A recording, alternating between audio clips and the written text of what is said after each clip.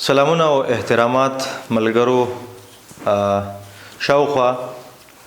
دو هفتو یا دو نو د 15 ورځې شاوخوا زمونږ دغه وقفه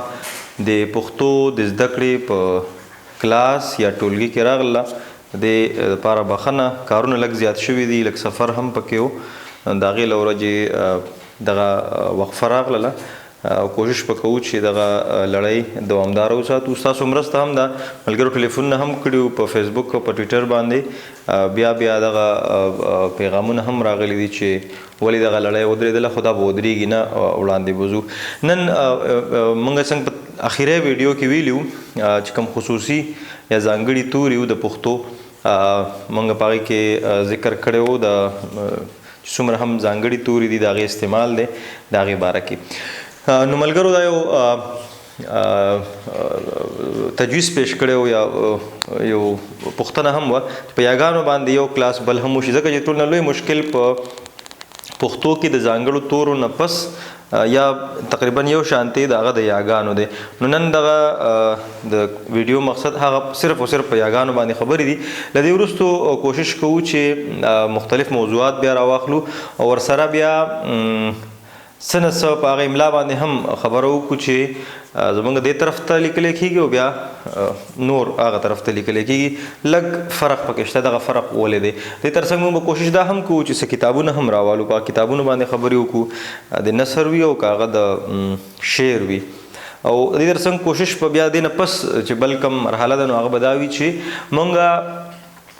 وړې جملې ولیکو چې څنګه موږ وایو ته چېرته ځې یا ته څنګه یې کښېنه پاسه داسې وړې جملې به لیکو چې دا به څنګه لیکلي ځکه چې په دې کې هم موږ ګورو خصوصا د سوشل میډیا د لارې نو په هغې کې ملګري یو شمېر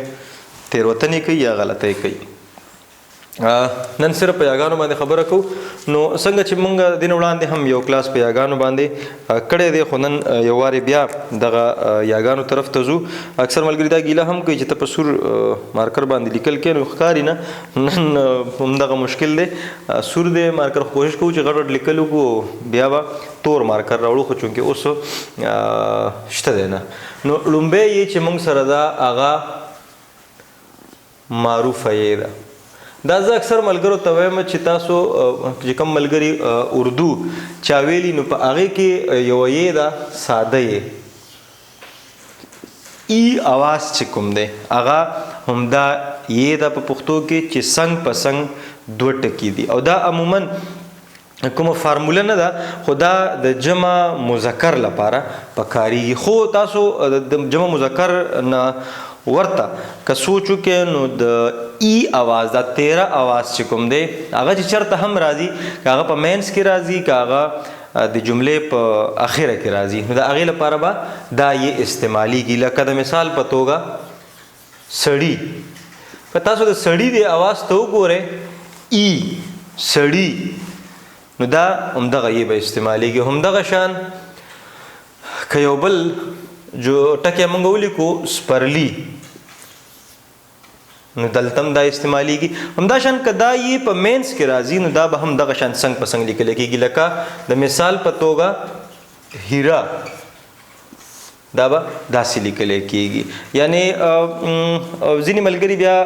څه یېګانې داسې لیکي په مینس کې څه ټولې داسې لیکي یا د اخره کې چې کومې ټولې داسې لیکي دغه یو مشکل شته دی او موږ کوشش کوو چې دغه مشکل هم د دې ویډیوګانو د لارو ختم کړو نو دا یو وړه غونته کې فارموله ده د یو وړه غونته کې خپل ځان ته په خپله باندې کېدی چې دغه اواز ای اواز چېرته راځي نو موږ به څنګ په څنګ ټکي والا یې چې ورته معروفه یې ویلی کېږي هغه به استعمالو لنډې خبرې په دې باندې کوو بیا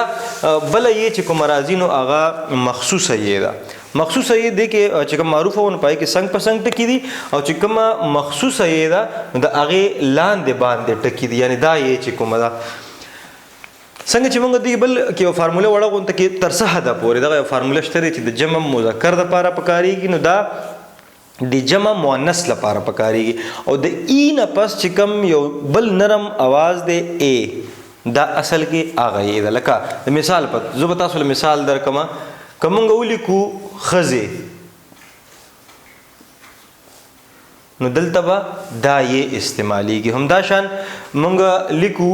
پښې چې څوک ورته خپې وایي مونږ ورته خپې وایو لیکلی کېږي پښې دا همدا یې به پکې استعمالیږي همدا شان که تاسو وګورئ شپې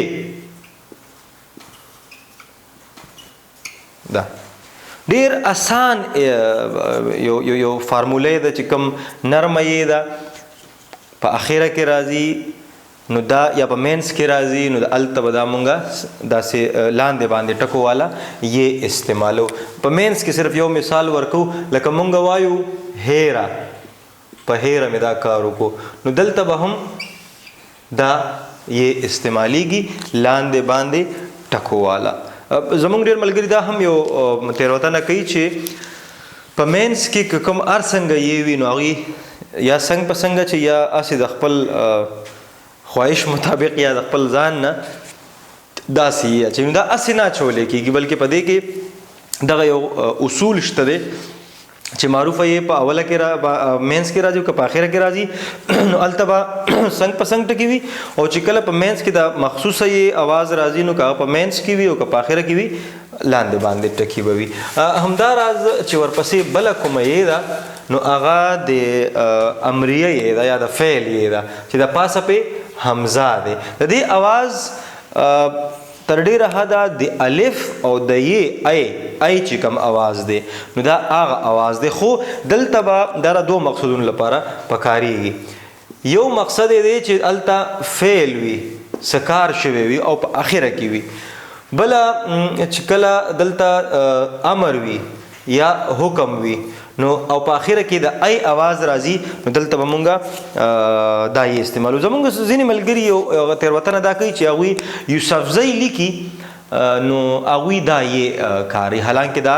غلطه ده یوسفزۍ چې مونږ کله لیکو نو که سړی وي په اوږده یې به لیکو یا مجهوله یې چې ورته وایي او که زنانه وي یا یعنې ښځه وي نو هغه به په لکۍ والا یې باندې دې نه پس چې کومه یې مونږه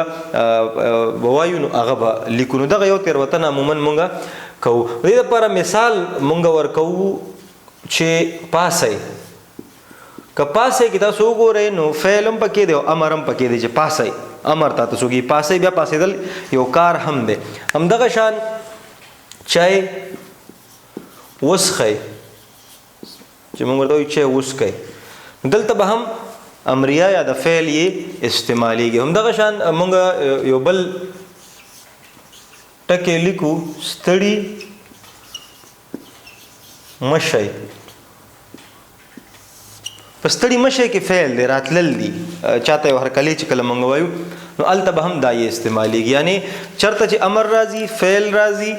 حکم راځي نو هلته به دا پاسه چې پې کوم حمزه دی نو هلته به دغه یې مونږه کاروو یا به لیکو همداراز چې همدغه شان اواز دی د تانیث ته یې څنګه چې مونږ دغه ووایو چې د امر یا فعل والا یې نو د تانیث والا یې هم د ای اواز دی خو زموږ ډېر ملګري په دې کې د کنفیوژن ښکار کي کله کله څنګه چې وړاندې مونږ وویل چې د دې او د دې یې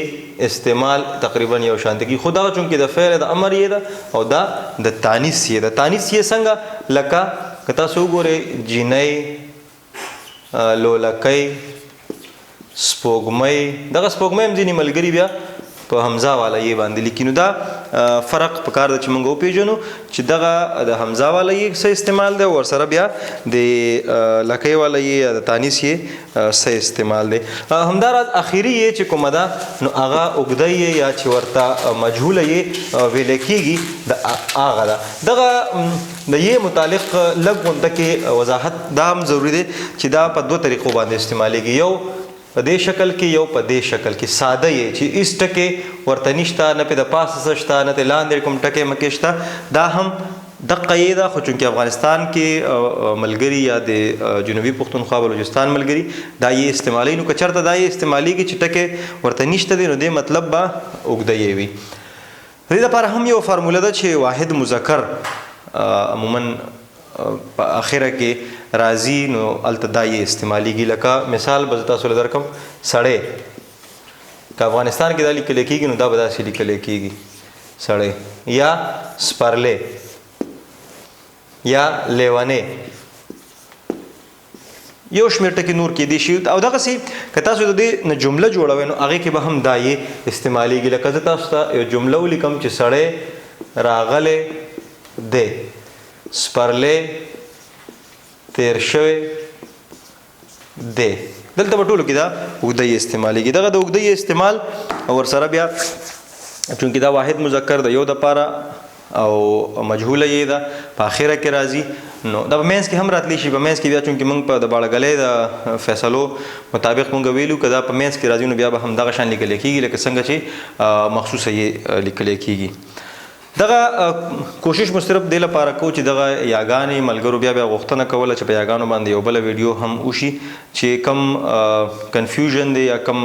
ستونزه ده مشکل دی هغه حل شي